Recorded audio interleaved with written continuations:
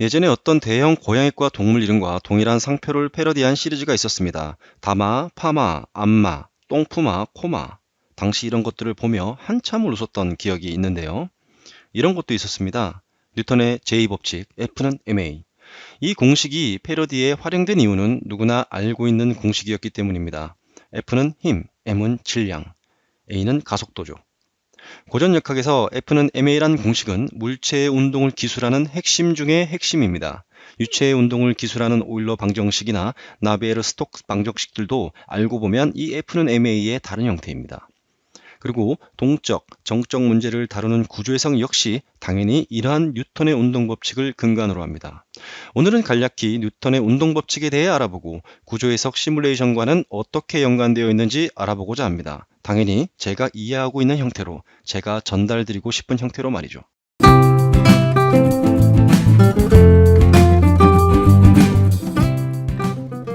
아이작 뉴턴은 1687년 자연철학의 수학적 원리라는 고전역학과 만류인력의 기본 바탕을 세상에 발표합니다. 총 3권으로 이루어진 프린키피아에는 우리가 익히 알고 있는 뉴턴의 운동법칙이 포함되어 있습니다. 바로 관성의 법칙, 가속도의 법칙, 그리고 작용 반작용의 법칙입니다. 빛의 속도를 논하고 원자 단위를 논하는 경우 양자역학을 고려해야 하겠지만 일반적으로 우리가 보는 물리세계에서 이 법칙은 여전히 유효하고 매우 중요합니다. 뉴턴의 운동법칙이 기본적으로 3개의 법칙으로 나누어져 있지만 핵심이자 본질은 제2법칙입니다. 3법칙과 1법칙은 따로 존재하는 것처럼 보이지만 알고 보면 모두 밀접한 관계를 가지고 있습니다. 이제 하나씩 살펴볼 텐데요. 설명은 1법칙이 아니라 3법칙부터 역순으로 하겠습니다. 그 전에 잠시 제2법칙의 본질이 무엇인지 살펴보겠습니다. 뉴턴의 제2법칙, 가속도의 법칙은 ma는 F라고 적혀 있지 않고 F는 ma라고 적혀 있습니다. 이렇게 쓰인 이유가 있을 것 같은데요. 각각 해석해 볼까요?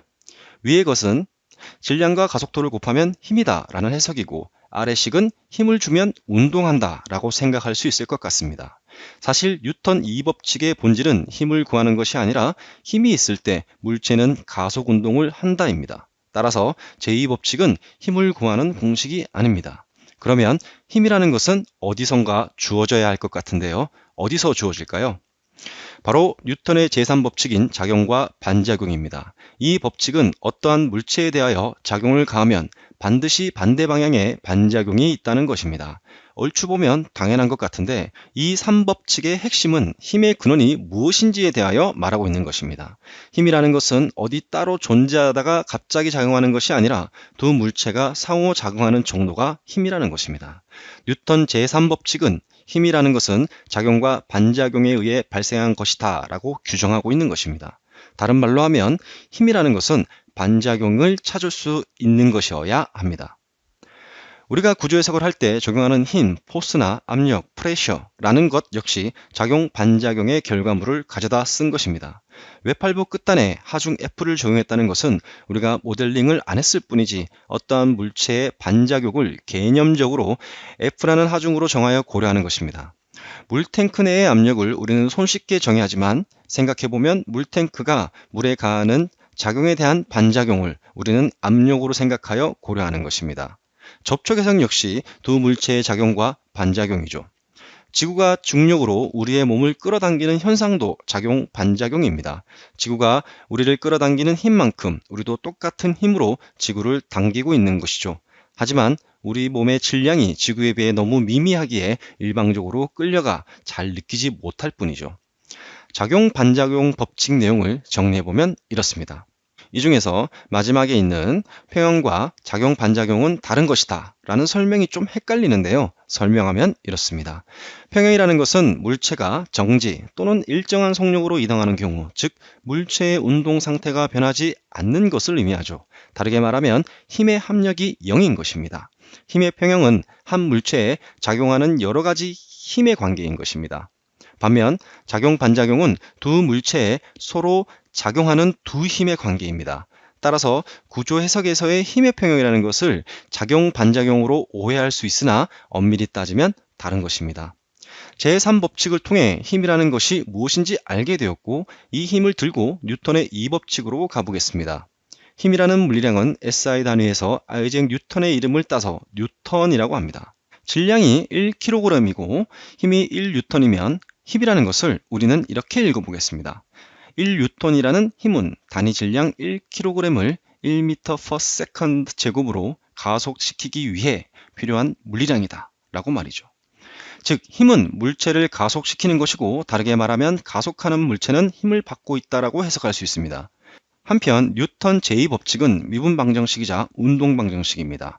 가속도 A는 단위 시간당 거리를 2번 시간 미분한 것이므로 미분항을 포함하고 있는 미분 방정식이다 라고 볼 수 있죠. 추가적으로 운동량, 모멘텀의 개념에 대해 알아보겠습니다. 운동량이라는 것은 질량과 속도를 곱한 것으로 정의합니다. 만일 동일한 속도로 달리고 있는 트럭과 승용차가 있다면 질량이 더 큰 트럭의 운동량이 더 큽니다. 알고 보면 뉴턴의 제2법칙은 이 운동량의 시간 미분이라고 생각할 수 있습니다. 또 다른 중요한 내용은 고전역학에서 운동량은 보존됩니다. 왜 그런지 알아보기 위해 뉴턴 제2법칙 F는 ma를 다시 살펴보겠습니다. 그리고 그 과정에서 제1법칙 관성의 법칙에 대해 자연스럽게 이해할 수 있습니다. 힘이라는 것은 무엇이라고 했나요? 작용, 반작용으로 얻어지며 특정 질량을 가속시키는 것이라고 했습니다. F는 ma에서 F를 가하지 않으면 어떻게 될까요? 참고로 이 힘 F를 알짜힘 또는 합력, 영어로는 네트 포스라고 합니다. 제2법칙에서 F가 없다면 이 법칙에서 질량은 0이 될 수 없으니 가속도가 0이 되어 존재하지 않겠죠. 물체가 가속하지 않는다는 것입니다. 가속도가 존재하지 않으면 물체는 어떻게 될까요? 둘 중에 하나입니다. 정지해 있거나 등속 운동을 하게 됩니다. 이때 정지해 있던 것은 계속 정지하고자 하고 움직이던 것은 계속 움직이려고 하죠. 예를 들어 버스가 급출발하면 우리의 몸은 뒤로 쏠리고 급정거하면 몸은 앞으로 쏠리죠.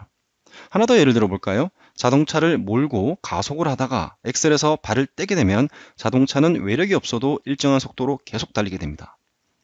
만일 공기저항, 타이어의 마찰 등의 속도를 줄이는 외력이 없다면 뉴턴 법칙에 따라 자동차는 일정한 속도로 영원히 달리게 됩니다. 뉴턴의 운동 법칙에 따르면 등속 운동을 하는 물체는 힘을 전혀 받지 않는 상태입니다. 앞선 예처럼 자신의 운동을 유지하려고 하는 것을 관성, 이너시아라고 하고, 우리가 살고 있는 물리세계의 이러한 법칙을 뉴턴의 제1법칙, 관성의 법칙이라고 합니다. 한편 외력이 없을 경우 물체는 일정한 등속 운동을 하기 때문에 정의에 따라 물체의 운동량, 모멘텀 P는 변하지 않고 보존됩니다. 이러한 것을 운동량 보존 법칙이라고 하죠. 방금 우리는 F는 ma라고 하는 식에서 출발하여 관성의 법칙과 운동량 보존 법칙까지 알아보았습니다. 뉴턴의 운동 법칙에 대하여 개략적으로 알아보았고, 그 과정에서 각 법칙들은 밀접한 관계를 갖는다는 것도 확인하였습니다. 다음으로 관성력 개념에 대해 알아보겠습니다. 관성의 법칙에서는 설명드리지 않았던 개념입니다. 관성력, 이름만 보면 관성을 유지시키는 힘인 것처럼 느껴집니다. 하지만 이러한 정의는 완전히 틀린 것입니다. 왜냐하면 관성에는 힘이 필요 없기 때문이죠. 다시 제1법칙, 관성의 법칙의 의미를 되새겨보면 관성이라는 것은 외력이 없을 때 자신의 운동 상태를 유지하려고 하는 성질입니다. 결론적으로 관성력이라는 것은 관찰자의 입장에 따른 가상의 힘입니다. 이러한 관성력을 이해하기 위해서는 관성계 (Inertial Frame of Reference와 비관성계 (Non-Inertial Frame of Reference에 대한 개념을 익혀야 합니다. 5m/s 제곱으로 일정하게 가속하고 있는 버스에 B가 타고 있고 밖에서는 A가 쳐다보고 있습니다. 그리고 손잡이 C가 있습니다. 손잡이의 질량은 1kg입니다. 가속을 하고 있어서 손잡이는 뒤로 기울어져 있네요. 이러한 상황에서 가속도의 덧셈을 해보면 A가 본 C의 가속도는 B가 보는 C의 가속도와 A가 보는 B의 가속도의 합과 같습니다. 이러한 것을 가속도 덧셈 법칙이라고 합니다. A가 바라보는 버스 안 손잡이 C의 가속도는 버스와 동일하게 5입니다. 반면 B가 보는 C의 가속도는 0입니다. 왜냐하면 B도 C랑 같이 가속하고 있으니까요. 그리고 A가 보는 B의 가속도는 이 역시 5입니다. 그럼 A와 B의 관점에서 가속도를 가지고 뉴턴 2법칙을 적용해 보겠습니다. A 입장에서 본 힘 F는 5N입니다. 반면 B 입장에서 본 힘 F는 0N이네요. 그런데 분명 손잡이는 버스와 같은 가속도를 받으며 운동을 하고 있으니 힘 F는 존재합니다.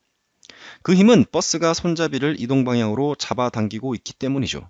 그런데 B의 입장에서는 힘 F가 0입니다. 어처구니 없게도 뉴턴의 운동 법칙은 가속하고 있는 좌표계에서는 성립하지 않습니다. 이처럼 뉴턴의 관성 법칙이 작동하지 않는 좌표계를 비관성계라고 합니다. 이를 극복하기 위해, 다시 말해 뉴턴의 운동 법칙을 유지하기 위해 가상의 힘을 고려해야 합니다. 방법은 가속도 덧셈한 식을 ACA 대신 대입하여 정리하는 것입니다. 이 과정에서 노란색으로 표기된 힘 성분이 나타나게 되는데 이를 관성력이라고 합니다. 방금 드린 설명이 다소 복잡해 보이시죠? 그래서 제가 이해하고 있는 형태로 다시 한번 설명드리겠습니다. 동일하게 여기 버스가 있고 손잡이가 달려 있네요.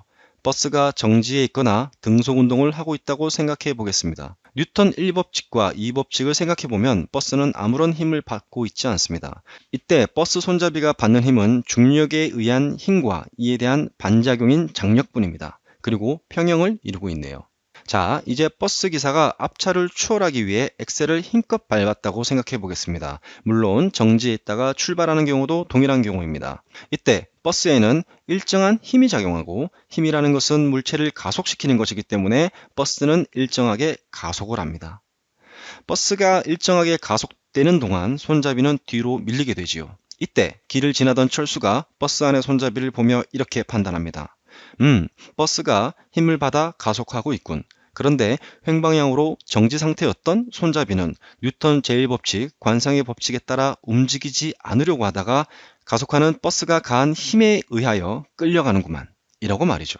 한편 철수가 해석한 버스 손잡이의 자유물체도는 이렇습니다.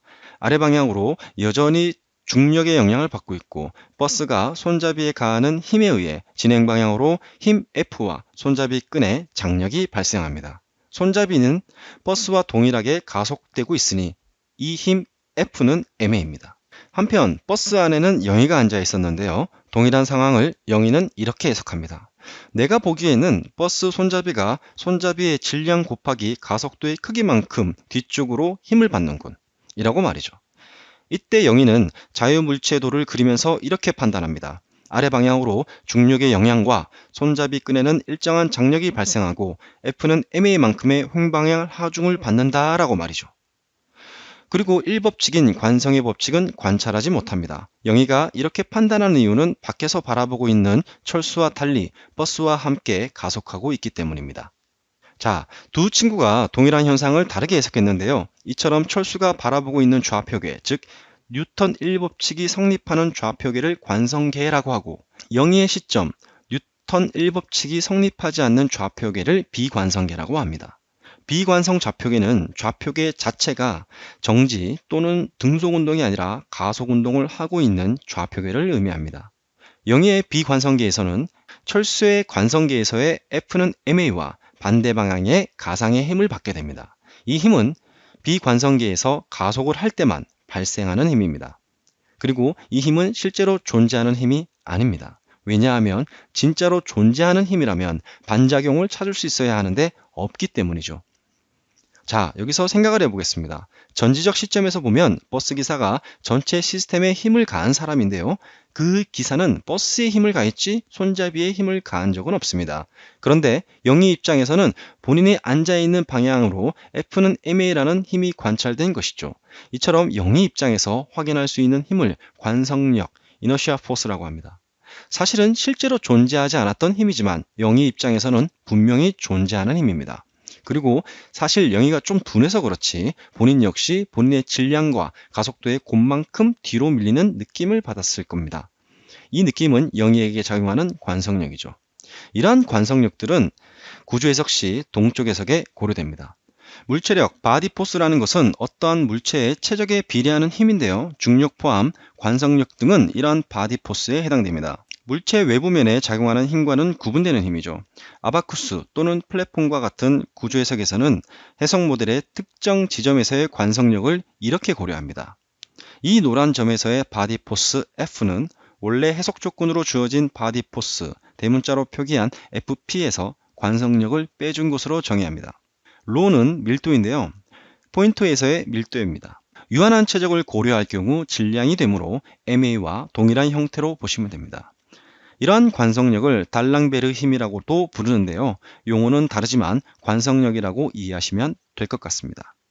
이후 FEM에서는 변분, 요소의 인터폴레이션 펑션, 전체 영역에 대한 적분을 통해 질량 행렬을 얻을 수 있고 구조물에 작용하는 외력이라 할 수 있는 내부 및 외부 하중 벡터를 고려하여 이와 같은 모델의 운동 방정식을 얻는 과정을 거칩니다. 이 운동 방정식을 보면 결국 뉴턴의 제2법칙 F는 ma입니다. 이 방정식에다 감쇄항과 강성항을 포함하면 우리가 시뮬레이션 에스프레소에서 익히 봐왔던 이산화된 구조물의 전체 운동 방정식을 구할 수 있습니다. 이전에 소개했던 다이렉트 인테그레이션 기법 등으로 풀 수 있는 형태입니다. 예전에는 이렇게 적었었는데 이번에는 이렇게 표시해 보겠습니다. 결국 운동 방정식은 변화하는 구조물의 관성력, 감쇄력, 복원력, 그리고 외력의 평형을 시간에 따라 추정하는 것입니다. 그리고 관성력이 포함되어 있으므로 다이나믹 해석 시 구조물의 내부의 요소는 버스 안의 영유와 같은 상황이라고 생각할 수 있고 비관성계에 속해 있다고 판단할 수 있습니다. 마지막으로 충돌하고 있는 차량을 뉴턴 법칙을 기준으로 설명하며 마치고자 합니다. 지금 충돌하고 있는 이 자동차는 작용 반작용의 법칙에 따라 벽으로부터 반작용을 받고 관성의 법칙에 따라 앉아있는 더미는 핸들에 부딪히고 벽의 반작용의 힘으로 의해 차량 내부 구조에는 가속도가 발생합니다. 이처럼 물리 시뮬레이션은 뉴턴 법칙을 준수하며 실행되는 것입니다. 오늘은 누구나 다 알고 있는 뉴턴의 운동 법칙이 시뮬레이션에 어떻게 고려되는지 개략적으로 부족하나마 다뤄 보았습니다.